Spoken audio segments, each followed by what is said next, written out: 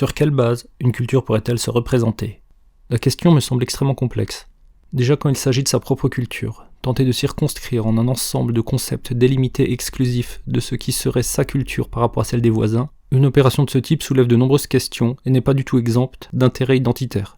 Elle peut en effet viser une redéfinition des réalités sociales pour des raisons politiques. Mais plus encore, quand il s'agit de définir la culture de l'autre, ce qui me semble être une opération hautement identitaire, la complexité augmenterait logiquement, puisqu'il s'agirait alors de phénomènes moins familiers à décrypter. Malgré cela, ce serait plus facile à mettre en place que sa description propre, en ce sens que les redéfinitions des réalités sociales concerneraient une réalité extérieure et que ce processus ne trouverait pas réellement opposition ou contradicteur. Cette opération pourrait ne donner que de simples stéréotypes ne dépassant pas les limites du lieu d'émission, mais il serait tout à fait possible aussi que les représentations créées finissent par peser sur cette autre culture qui en serait la cible. Les effets qu'induirait la simplification et l'essentialisation de la culture d'un autre auraient des effets sur la réalité de cette culture, dans la mesure où il subirait une puissance de domination. Et comme le faible a forcément tort, cette transformation de la finalité supposée de cette culture dominée ne peut que s'accroître dans une redondance du type « s'ils étaient capables de se représenter eux-mêmes, ils le feraient. Faute de mieux, nous le faisons à leur place ». Ce mécanisme de la représentation de l'autre sous domination a été formidablement synthétisé par Edward Said dans son livre L'Orientalisme, dans lequel il nous explique que, je cite, Confronté à la décrépitude évidente de l'oriental moderne et à son impuissance politique, l'orientaliste européen estimait de son devoir de sauver une partie d'une grandeur passée, classique de l'Orient, qui était perdue, pour ainsi rendre plus facile des améliorations dans l'Orient présent. La mission serait donnée au colonisateur, pour le bien du dominé, de donner des critères de ce qu'il estime être l'essence de cette culture, essence d'autant plus perdue que le dominé par définition se laisse dominer. Alors que le dominant écrit l'histoire, car sa grandeur procéderait de l'ordre de l'historicité, le dominé trouverait sa grandeur dans une anhistoricité perdue qu'il s'agirait de réactiver, cela par l'intermédiaire du dominant. Ce type de piège se rapportant au concept d'Orient est considérable. Edward Said a eu besoin d'outils conceptuels puissants pour pouvoir tenter de démêler un grand nombre d'éléments imbriqués les uns dans les autres. Said nous propose une base théorique de sa réflexion. Je le cite. Bref, l'orientalisme est un style occidental de domination, de restructuration et d'autorité sur l'Orient. La notion de discours définie par Michel Foucault dans Archéologie du savoir et dans Surveiller et punir m'a servi à caractériser l'orientalisme. Pour pouvoir tenter de représenter la culture d'un autre, en évitant de déployer l'anhistoricité d'une culture éternelle, le seul moyen serait de la représenter au travers de l'histoire des relations que la culture source, celle qui produirait la représentation, a entretenue avec la culture cible qui a été l'objet de la représentation. La représentation de la culture d'un autre serait un discours d'une culture sur une autre culture dans un contexte historique spécifique qui se caractériserait par un type de relation spécifique qu'entretiennent les deux cultures. Dès lors, comment formaliser, clarifier et délimiter ce savoir sur l'autre ? Comment ne pas prendre pour éternelle une spécificité qui n'est qu'historiquement limitée au moment de la relation contemporaine ? Comment ne pas tomber dans les pièges des évidences et des expressions toutes faites ? La question peut vraisemblablement trouver des éléments de réponse dans l'ouvrage de Michel Foucault cité par Edward Said, c'est-à-dire L'archéologie du savoir. À sa lecture, j'ai trouvé que l'archéologie du savoir est un ouvrage étonnant. En effet, une grande partie de ce texte datant de 1969 est l'élaboration d'outils intellectuels qui permettraient d'analyser des archives historiques d'une manière nouvelle. Il me semble qu'il pourrait s'agir d'une tentative d'élaboration d'une base épistémologique afin de construire de nouvelles méthodes d'historien, de constituer une manière de décrire des énoncés propres à des périodes, sans tomber dans des travers courants qui simplifieraient la complexité d'un moment de l'histoire en fonction de présupposés ou d'impératifs contemporains. Foucault tenterait à partir de ses propres recherches de systématiser des outils qu'il a développés empiriquement. Toute la première moitié du livre a visiblement eu une grande influence sur une génération d'historiens qui ont tenté d'analyser une période sous le biais des procédés discursifs de cette réalité passée. Personnellement, à la lecture de ce texte, je ne saisissais pas la finalité de tous ces éléments formant un courageux système interprétatif. En fait, je ne comprenais pas contre quoi Foucault luttait, contre quoi il inventerait un nouveau modèle pour éviter de se faire piéger, mais piégé par quoi ? Puis, au milieu du livre, Foucault utilise le pronom « je ». C'est dans ce genre de moment que les livres les plus abstraits deviennent aussi les plus fabuleux. J'adore ce type de passage où l'auteur pose son point subjectif, avec ses limites acceptées, comme départ d'une épistémologie. Voici le passage en question, je cite, « Au fond, je ne suis peut-être qu'un historien des idées, mais honteux, ou, comme on voudra, présomptueux, un historien des idées qui a voulu renouveler de fond en comble sa discipline. » C'est donc de la construction d'une histoire des idées qu'il est question dans ce livre. Ce domaine serait assez ambigu, puisqu'il se proposerait de suivre l'évolution historique des idées et des concepts, leur invention, leur transformation, leur glissement. En simplifiant au maximum la complexité inhérente d'un tel domaine, je pourrais dire qu'il m'est déjà arrivé de me demander à propos d'une formulation qui apparaît dans l'Antiquité et qui est reprise au travers d'une traduction au XXe siècle, si elle véhiculerait approximativement les mêmes schémas conceptuels. Ou alors au contraire, je me demandais si les changements historiques, les épistémologies qui ont émergé depuis plus de 2 millénaires, que ce soit la révolution chrétienne ou celle scientifique, n'ont pas littéralement traduit et transformé la signification profonde des mots et des propositions. Dans ce second cas, redire une phrase d'un auteur antique produirait à chaque fois une signification différente en fonction de la période d'énonciation. Michel Foucault prend justement un exemple de ce type. Je le cite. :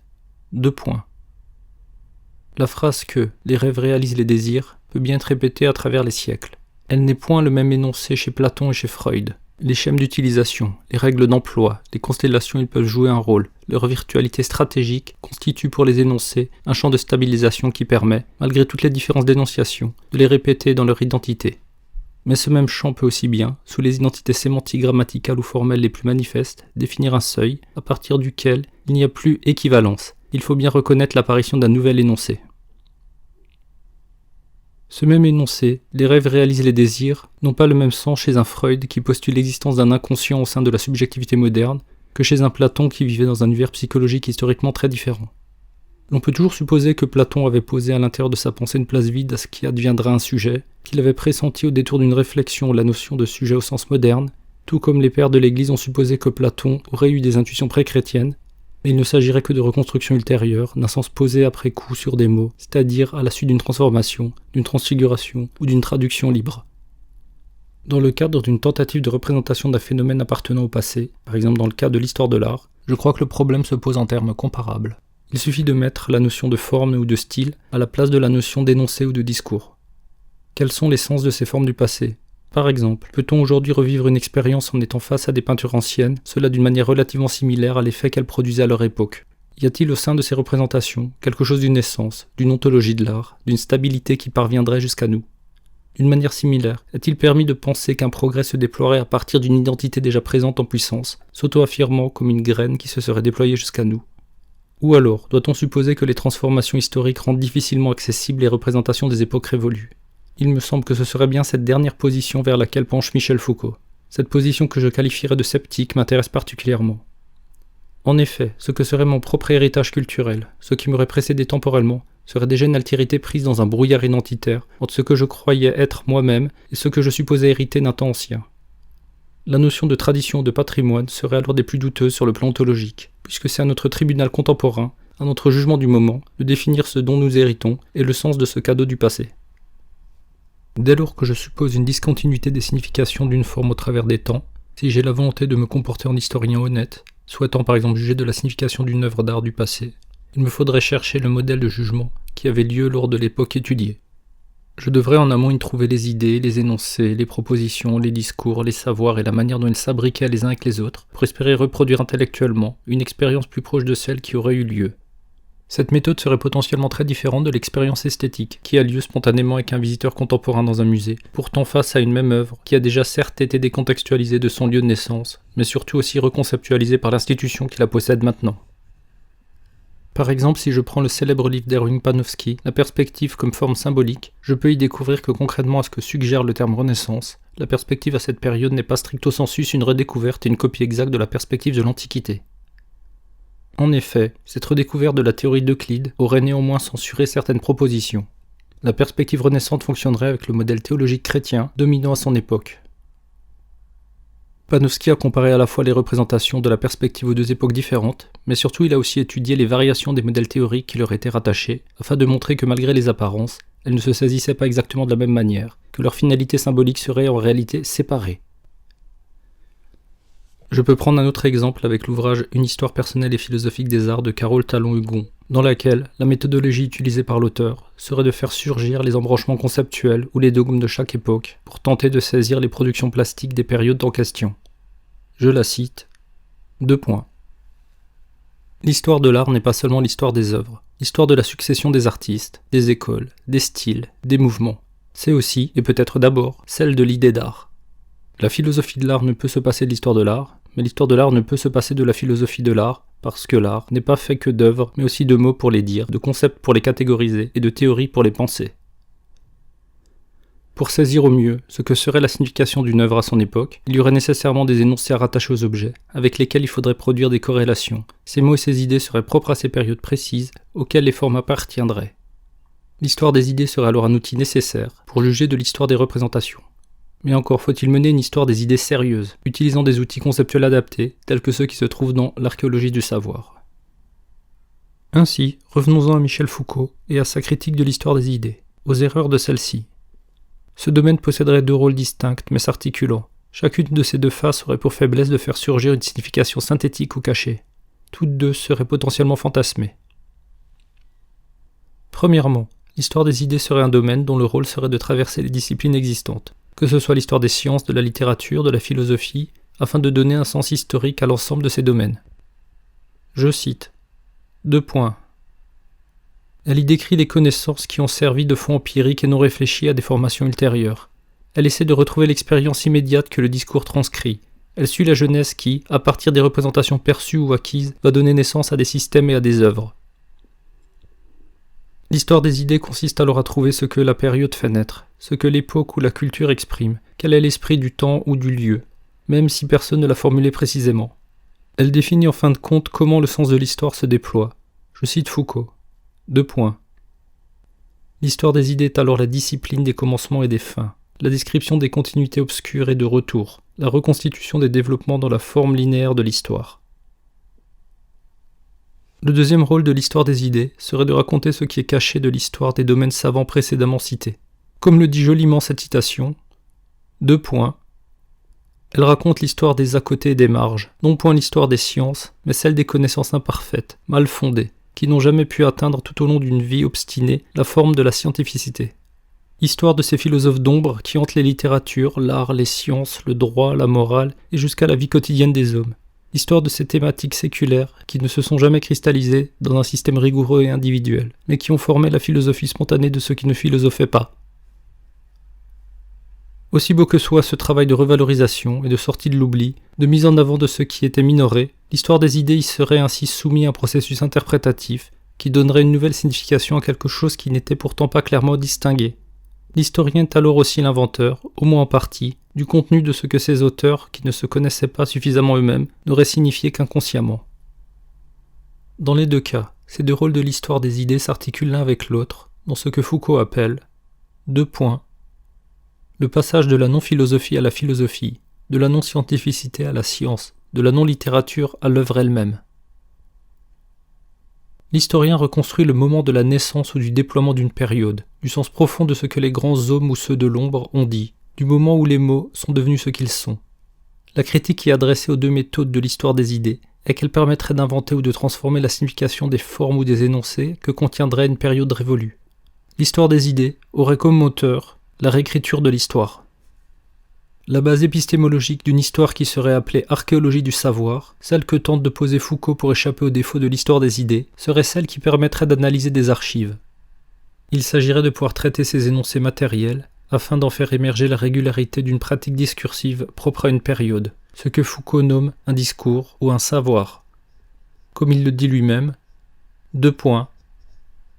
ce n'est pas le retour au secret même de l'origine, c'est la description systématique d'un discours-objet.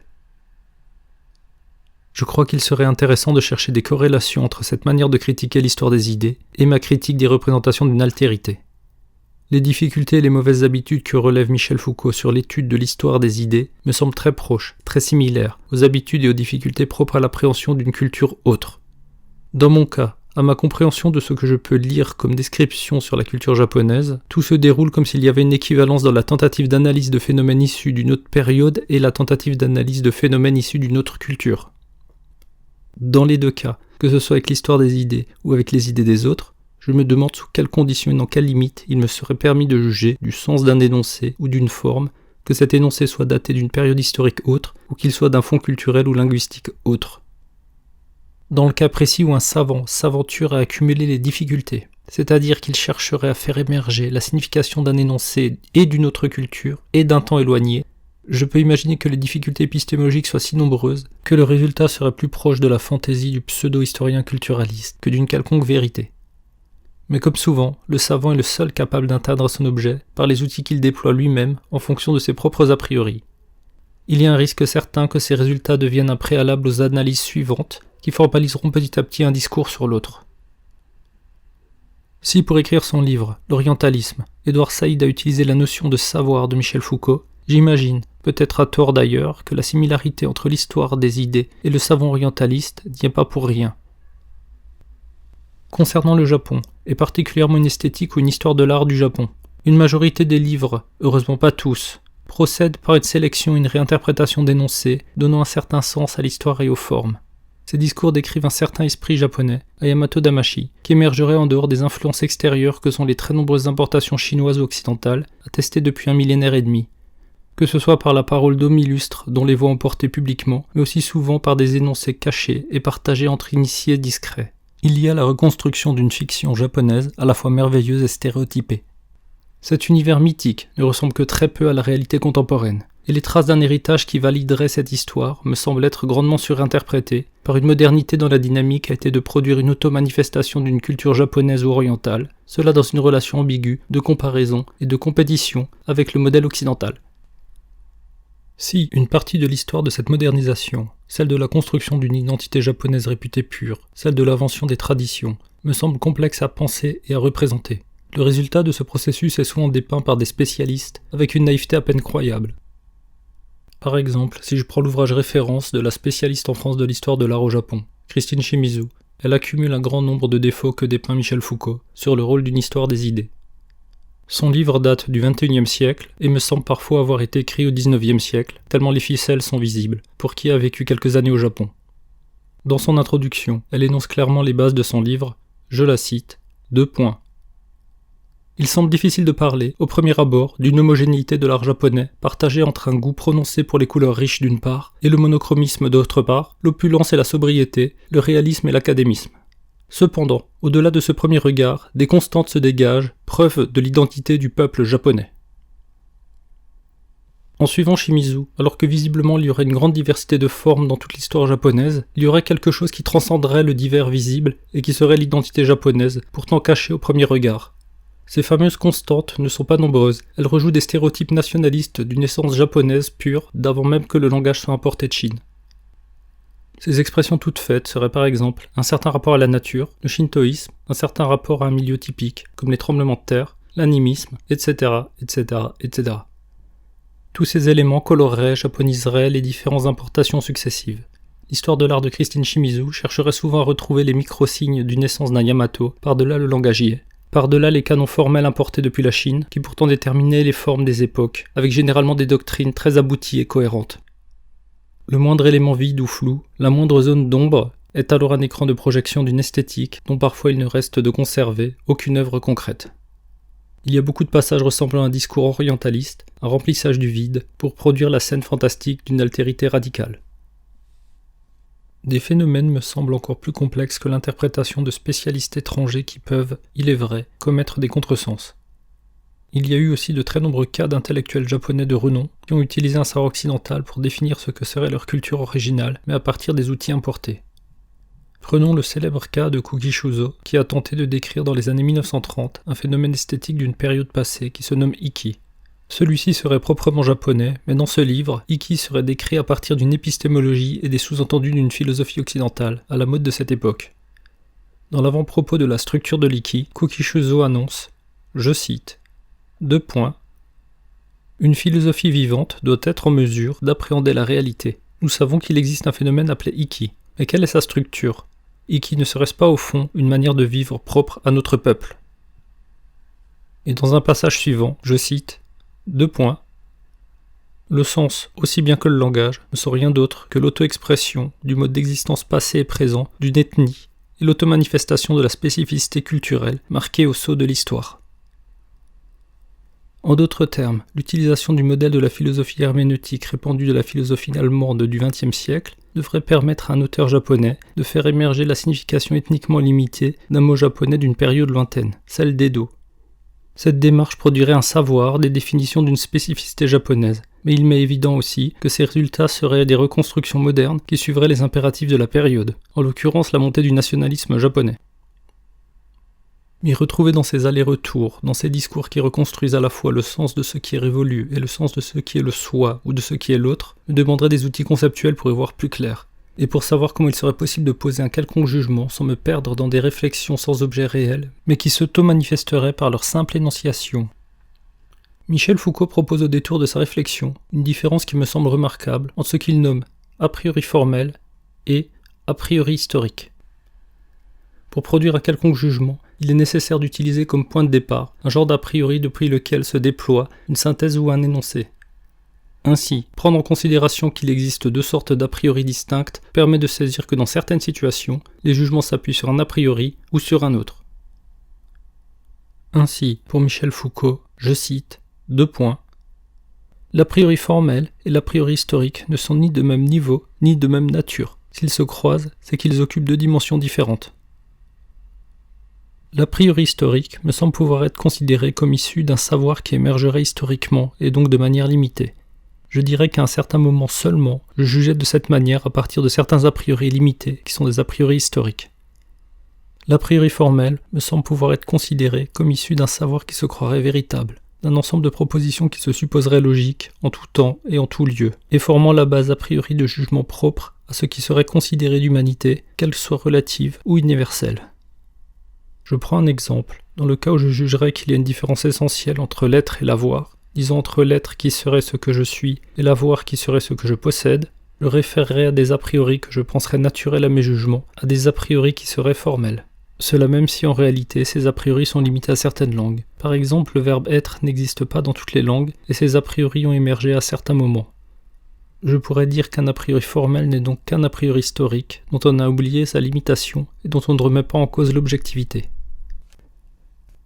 Prendre un a priori historique pour un a priori formel aurait pour effet d'aider à postuler ce qui serait l'essence d'une culture ou d'une période en aplatissant différents niveaux d'a priori.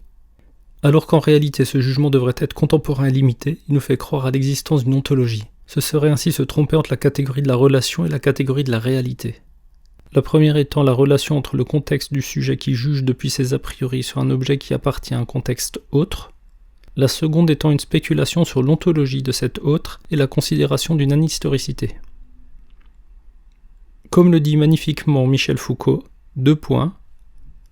rien donc ne serait plus plaisant mais plus inexact que de concevoir cet a priori historique comme un a priori formel qui serait, de plus, doté d'une histoire. Grande figure immobile et vide qui surgirait un jour à la surface du temps et qui ferait valoir sur la pensée des hommes une tyrannie à laquelle nul ne saurait échapper. Je me souviens de la première page du livre de Roland Barthes, L'Empire des signes.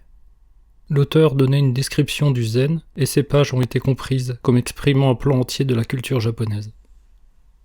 À leur lecture, ces pages m'ont semblé à la fois totalement décalées de toutes les réalités que j'ai pu vivre au Japon, et à la fois je n'ai pas été en mesure de démontrer logiquement que ces lignes seraient dans l'erreur.